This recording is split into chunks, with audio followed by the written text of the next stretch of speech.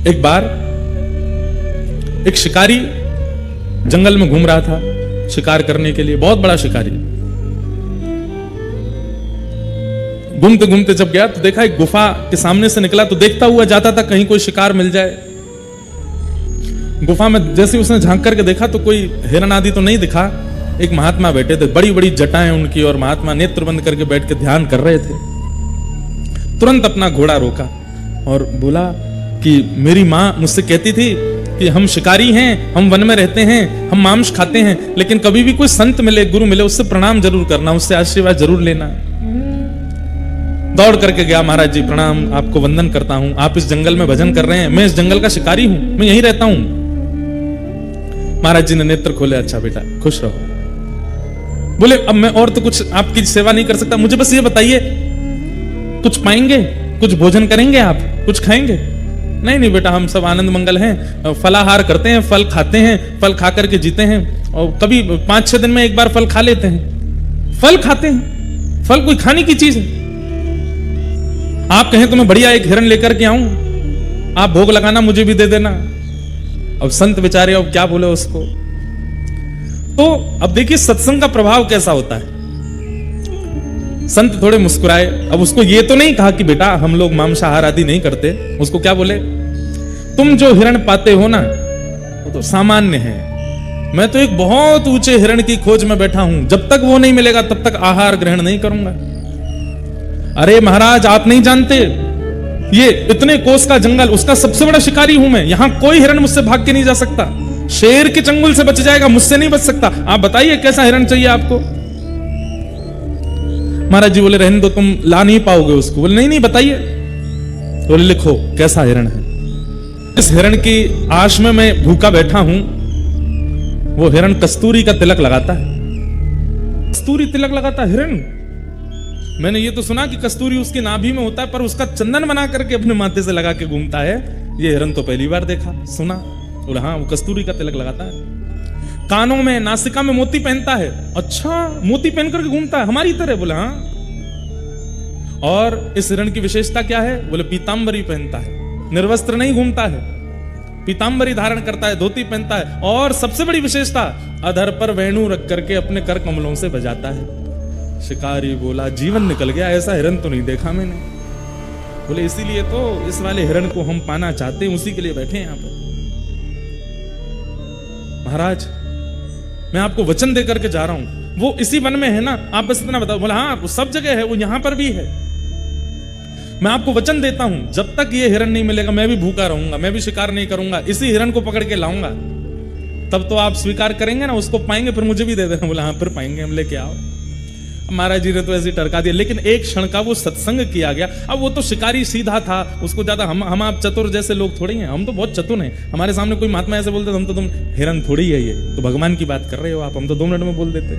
लेकिन बेचारा सीधा बोला ठीक है मैं अभी जाता हूँ। निकल गया, दिन रात पहाड़ों में, नदियों में, तालाबों में, पोखरों में, सघन वन में जाता है और केवल ढूंढ रहा है तिलक लगा करके वंशी बजाने वाला, पीतांबरी पहनने वाला हिरण मुझे मिले।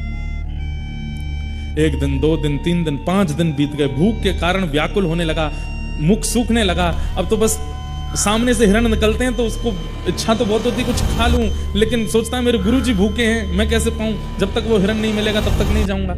7 दिन बीत गए, प्राण जब निकलने को होने लगे, आंखें खुलनी बंद हो गई। अब स्थिति अपने वश में नहीं थी।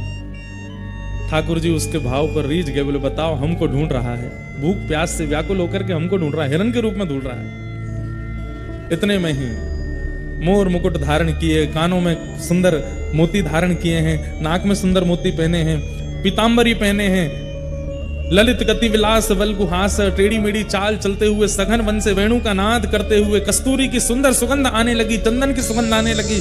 तभी देखता है कि सामने से नीलांबर ठाकुर जी पीतांबरी पहन करके वेणुनाद करते हुए, मोर पिच्छ का मुकुट धारण करते हुए उसके सामने अधरों पर वेणु धारण करके मधुर स्वर से वेणु बजाते हुए आ रहे हैं। गुरु जी ने जितना बताया था सब देख रहा है। कस्तूरी की सुगंध आ रही है, नाक में मोती पहना है, कानों में कुंडल पहने हैं, पीतांबरी पहन रखी है, नील कांति नील वरण है, और ये हिरण तो नहीं है, पर नेत्र तो मृग जैसे ही है, मृगनयन है। संभवतः यही वो हिरण होगा, श्रृंगार करके हमारी जैसा, मानवों जैसा लग रहा है। तुरंत प्रसन्न हो गया, वो मिल गया हिरण। अब क्या करूं, कैसे पकड़ूं? तो जैसे हिरण को पकड़ता है चुपके से, वैसे ही ठाकुर जी के पीछे धीमे धीमे चल रहा है, और हिरण पकड़ने वाला जाला हाथ में लेकर के चल रहा है। ठाकुर जी मधुर मधुर स्वर से वेणु बजाते हुए गजगामिनी चाल से आगे चल रहे हैं, पीछे पीछे वो शिकारी चल रहा है। जैसे ही देखा मौका है, तुरंत जाला फेंका, ठाकुर जी को उसमें बंदी बनाया, पकड़ लिया पकड़ लिया पकड़ लिया, आ गया मेरे चंगुल में। ठाकुर जी को पकड़ करके जाला बांध करके और उठा करके अपने कंधे पे टांगा, घोड़े पर बैठ करके ले गया गुरुजी के पास।